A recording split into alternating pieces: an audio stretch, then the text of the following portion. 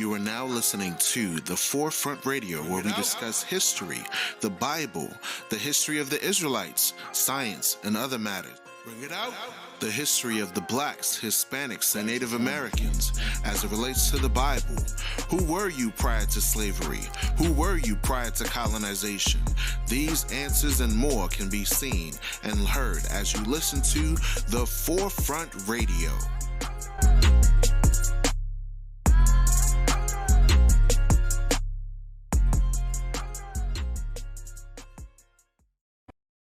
During the Rwandan tragedy, this Catholic Church, just like the auto-da-fés of the past, has the victims, the Negroes, clothing hanging from the rafters as a memorial, and also an ossuary of the bones of the said victims.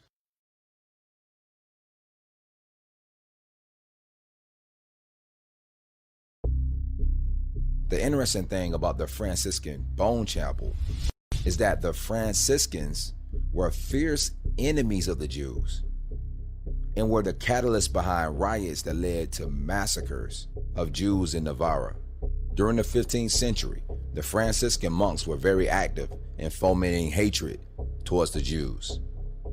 A History of the Jewish People, edited by H. Ben Sanson. In 1328, the Jews of Navarre were massacred when the murderous mob was inflamed by a Franciscan monk named Pedro Aliguegan. A Psychoanalytic History of the Jews by Avner Falk. The church, too, now became more deeply involved since the Franciscan Pedro Aliguegan was generally considered one of the main ringleaders of the pogromists. The Social and Religious History of the Jews by Salto Whitmire Barron. So what's a pogromist? A pogromist is a person who leads a violent riot aimed at the massacre or expulsion of an ethnic or religious group, particularly one aimed at the Jews. The hatred against the Jews burned with a frenzy. It is certain that suddenly throughout the whole country, a bloodthirsty enmity rose against the Jews, prompted by the envy of their riches and fostered by the monks. A Franciscan named Pedro Aliguegan made himself most prominent in goading on the deluded mob against the innocent Jews. In the large congregation of Estella, a most horrible massacre began on the Sabbath. The Jewish quarter, breaking them down and slaying almost all the Jews of the city. They also set fire to Jewish houses and reduced them to ashes. History of the Jews by Professor H. Grates. So whose bones are these in these churches? You do the math. These barbaric scenes of masses of Negroes hung from nooses, burned alive, or beaten just to be left in the byways. Rotting corpses laying on the ground like leaves falling from a shaken tree were the precursors to atrocities that were to be continued, transported from Portugal to the motherland, and eventually carried across the Atlantic to the New World. As in the words of Billie Holiday, southern trees bear a strange fruit. Blood on the leaves and blood on the root. Black bodies swinging in southern breeze. Strange fruit hanging from poplar trees. The pastoral scene of the gallant South. The bulging eyes, the twisted mouth. The scent of magnolias, sweet and fresh. Then the sudden smell of burning flesh. Here's a fruit for the crows to pluck, for the rain to gather, for the wind to suck, for the sun to rot, for the tree to drop. Here's a strange and bitter crop. The same persecutions that Negroes faced in Portugal at the hands of the inquisitors of the church was the same that Negroes faced by the hands of Christians in America, in the rural South, aka the Bible Belt. Reason being, the territories of the Inquisition were the same places designated for slave colonies, which were filled with the victims who were then eventually shipped to the New World. So the Inquisition's war against the Negroes shifted to the newly acquired plantations in West Africa, then eventually to the Americas. The Lisbon Inquisition was erected by Cardinal Henry, Second Inquisitor General AD 1539, over which he appointed the first Inquisitor, John de Mello, who had been made the first Inquisitor at Evora by Dedicus de Silva. The same cardinal also fixed the Inquisition at Cambria, Portugal, and placed in it two commissary inquisitors, viz. Friar Bernard of the Cross, a predicate bishop of St. Thomas. St. Thomas. The History of the Inquisition, Volume 1, by Philippus van Limburg, 1633. In 1551, jurisdiction of the Tribunal of Lisbon is expanded to compass Portugal's Atlantic islands, Azores and Madeira, Angola, Brazil, Cape Verde, Guinea, and Saint Tome. Inquisition, The Reign of Fear by Toby Green. This is why when you see historical images of the Negro slaves, you find them wearing the torture devices used in the Inquisitions, like the mute's bridle. The mute's bridle, or iron gad, or skull's bridle, was used to stifle the screams of a victim. The oblong box was forced into the mouth, and the metal collar was tightly fastened around the back of the neck. A small hole in the front allowed air to pass in and out, but muffled many screams. A torturer could press a single fingertip to the air hole and create an extremely distressing situation for the accused. This was used often during the Inquisition's auto da fés, so the accused would not interrupt the ceremony with their irritating cries of distress. Enslaved women were made to wear these on plantations across America. This torture from the auto da fés was so iconic with black women that fashion designer Adriana de Garis depicted Escrava Anastasia, an enslaved black woman in Brazil, who was synonymous with the mute's bridle, on the runway at Sao Paulo Fashion Week in 2012.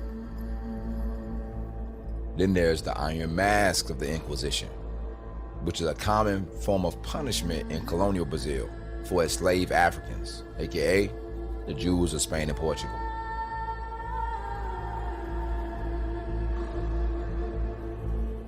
Sometimes one sees on the streets two blacks running about with a heavy and measured step, their massive leg chain hammering the pavement.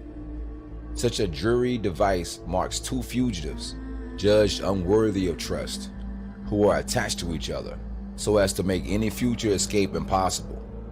Further down, you might notice a slave wearing an iron mask. A iron mask, locked solidly, quite similar to the ones that the knights once wore in the Middle Ages. In praise of black women, heroism in slavery, Simone Schwarzbart and Andre Schwarzbart. Even the torture rack was transported to the colonies. The following is a poem from Annan, Jamaica, a poem in 3 parts. A British muse disdains, lo, torture rack, whips, famine, giblets, chains, rise in my mind, appall my tear-stained eye, attract my rage, and draw my soulful felt sigh. I blush, I shudder at the bloody thing. Others are stripped and hung up by the arms, their feet tied together at the end of a heavy piece of timber, and is put between their legs in order to stretch their bodies and so to prepare them for the torturing lash. And in this situation, they're often whipped until their bodies are covered with blood and mangled flesh. And in order to add the greatest keenness to their sufferings, their wounds was washed with liquid salt. Their bloody scenes are constantly exhibiting in every slave-holding country. Thousands of whips are everyday stain in African blood. Even the poor females are not permitted to escape these shocking cruelties. American Slavery as It Is, A Testimony of 1,000 Witnesses, by Angela Grimmick, Sarah Moore Grimmick, and Theodore Dwight Weld. Then there's the wheel, also known as the Catherine wheel or the breaking wheel. It was a form of capital punishment adapted from the rack for the Spanish Inquisition. Torture methods had to provide variety and surprise. The more forms of torture, the greater chance that the accused infidels would confess their crimes and embrace the church. The convicted would be bludgeoned to death, repeatedly hit. From clubs, thick tree branches, and other implements would break the bones. The mangled body of the convicted would be placed on display unto death. In some instances, the dying convict will be kept alive as long as possible to drag out the painful process of awaiting death from broken bones. In Suriname, situated on the South American coast, breaking on the wheel was carried out to its ultimate and horrific end, no coup de grace being administered. J.G. Stedman recounts in his book of his travels between 1772 and 1777 how in one execution he saw a Negro slave tied to a wooden cross or St. Andrew's cross. The slave's left hand was then chopped off by the executioner using a hatchet. Next, seizing a heavy iron bar, he rained repeated blows on the victim, breaking his bones to shivers until the blood, marrow, and splinters flew around the scaffold. The slave, still alive, was untied. In his writhings, he fell off the wheel onto the ground, cursing his tormentors. Such was his agony that he begged that his head should be chopped off. What a way to go! The guillotine, the pendulum, the 1,000 cuts, the Spanish donkey, and 66 other ways of putting someone to death, by Jeffrey Abbott. And as the persecution and slavery of the Negro Jews continued, the more gruesome the tortures became. The documented excess of some plantation owners defies belief. Branding, indiscriminate flogging, rape, and killing are a matter of course. Common tortures included spraying the flesh with boiling corn syrup, sewing the lips together with brass wire, castration, sexual mutilation, live burial, and stuffing the anus with gunpowder, which was then ignited, a practice known as blasting a black ass. Pleasure in Tahiti by Ralph Palezzo. The horrific event of gunpowder being stuffed and exploded in the anus has a terrifying but telling application. What you're looking at is a photo from Scribner's magazine in 1891, a magazine that was known chiefly for its comprehensive art criticism, beautiful illustrations, detailed cultural and social studies. In a commentary of Africa by J. Scott Collett, there's a chart labeled Implements of Torture Used in the Slave Trade. And when you look closely at the item labeled D, the author gives a chilling notation. D, tin cone containing gunpowder, smuggled into the Sudan as sugar by slave traders. This cone was presented to Mr. C.H. Allen by General Gordon, who said he had captured hundreds of them in a slave trader's camp. So the gunpowder was inserted through the rectum via a tin or metal cone tower, then afterwards lit. And according to the general, hundreds of them were used in this torture. which is scarily similar to another torture used against the Hebrews by the Portuguese, called the Judah cradle, where a victim will be hung above and lowered onto a cone pyramid. The sharp tip of the cone was forced into the anus or vagina until surrender or death from internal bleeding. But these tortures were not the end of this nightmarish reality. Most, even after suffering these tortures, also had to endure the mental anguish of having their children taken from them and being shipped to the Congo, Angola, Guinea, and St. Thomas. All Jewish children below 14 years of age were torn from their parents' arms, dragged into a church, and baptized. Those under 3 years of age were given to Christians to receive a Christian education, or in other words, to be raised as slaves. Those between 3 and 10 years of age were put on board a ship and conveyed to the newly discovered unwholesome island of St. Thomas, called Ilhas Paredes, the Isles of Perdition, which was colonized by the Portuguese condemned criminals to fare best they could. Those between 10 and 14 years were sold as slaves. The Jews and Moors in Spain by Joseph Krauskopf. See, there was a record kept, a log of punishments for the convicted of the Inquisition. You could call it, like a little black book, the Code of the Inquisition, with all the punishments for every supposed crime, together with the mode of conducting the trial, so as to elicit the guilt of the accused. All this is contained in a large manuscript volume, in a folio, carefully preserved by the head of the Holy Office, and stylized praxis sacrae, Roman Inquisitions, and sometimes Libro Negro, the Black Book. The Dutch Reformation by William Carlos Martin. And in this Black Book, the punishments of the accused are recorded. So let's take a look at it. Page 299. And shall be sent to the galleys, and if female, she shall be exiled to the island of Principe, St. Thomas, or Angola. Page 303. Whipping, and shall be exiled for the same period to the kingdom of Angola, or some parts of Brazil, as it may be determined by the inquisitors. Page 325. And shall be sent to the galleys, or exiled to St. Thomas, or Angola. Page 293. And women shall suffer the same penalty of whipping, and exiled to the island of Principe, St. Thomas, or Angola.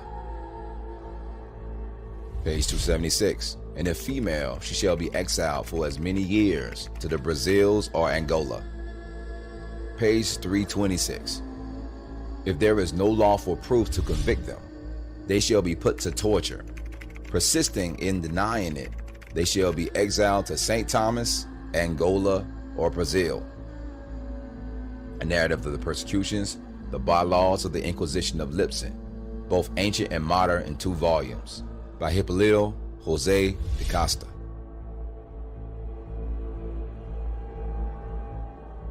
So as we see, the Black Book, or the Libro Negro of the Inquisition, states that their victims were Jews, who were called Negroes, and were shipped from Portugal to Brazil, Angola, Guinea, and St. Thomas. These are the same territories that started the transatlantic slave trade, and also the same territories that the Inquisition expanded to. Remember, the auto da fe's victims were called colored persons, Jews and Negroes. De Leon waited in hope of the next auto da fe, and after a length of time, he rose one night by the gaolers. He was led into the galleries, or gallows, where he was joined about 200 other prisoners, all arranged against the walls. They were mostly colored men.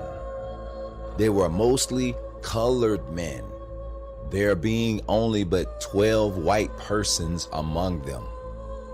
The Inquisition revealed Simpson Thomas, The victims of the Inquisition were mostly converted Jews. The History of the Jews. Goddard Dutch, Ph.D., Professor of History at the Hebrew Union College. So the common theme is that these Negroes, the Jews, were exiled by the Inquisition and sent to Angola, Guinea, and St. Thomas, and also Brazil, to be slaves. Prince Harry's colonies were enlarged by his successors. King John II in 1492 expelled all the Jews to the island of St. Thomas. Expelled all the Jews to the island of St. Thomas, which had been discovered in 1471, and to other Portuguese settlements on the continent of Africa. And of these banished Jews, the Black Portuguese, as they are called, and the Jews in Luango, who are despised even by the very Negroes, are descended. A Critical Review of Annals of Literature by Society of Gentlemen, Volume 57, page 141, W. Simpkin and R. Marshall, 1783. Hey, my friend, you have just listened to The Forefront Radio. Please leave your comment and input about the show, what you like about the show, as well as any general feedback on ways to improve. We need your help to acquire new equipment to implement studio quality video and audio to our friends. Contribute as little as $4.99. It's only worth a cup of coffee. Then we can produce documentaries, more episodes, and great info for the diaspora. Go to Cash App and enter APHIELLEVI to donate to the Forefront Radio to cover our advertising costs and reach more people. Catch our next episode on YouTube, Facebook, Spotify, Anchor.fm/The Forefront. Always remember, the truth shall liberate the mind. Peace to the heirs of promise and the heritage of the scattered 12 tribes.